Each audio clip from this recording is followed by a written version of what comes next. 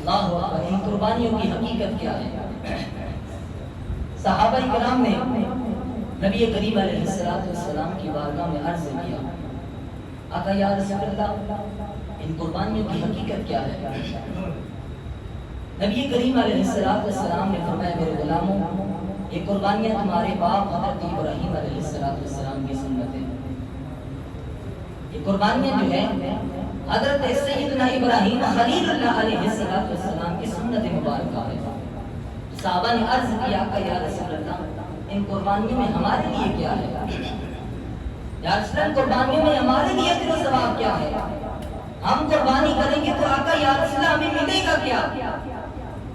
نبی کریم علیہ السلام نے فرمایا، میرے غلاموں، ہر بال کے بدلے اللہ تبارک و تعالی ایک حسنہ عطا فرمائے گا۔ ہر بال کے بدلے ایک حسنہ۔ اب قرآن کہتا ہے جو مصطفیٰ کریم علیہ السلام کا امتی غلام جو ہے ایک نیکی کرے گا، رب تعالیٰ اس ایک نیکی کے بدلے 10 نیکیوں کا ثواب عطا فرما دے گا۔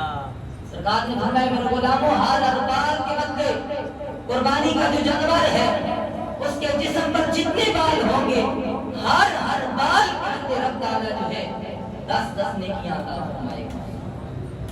عرض کیا کہ یا رسول اللہ، کچھ ایسے بھی جانور ہیں جن کے جسموں پر جو اون ہوتی ہے، ان کا کیا حکم ہے؟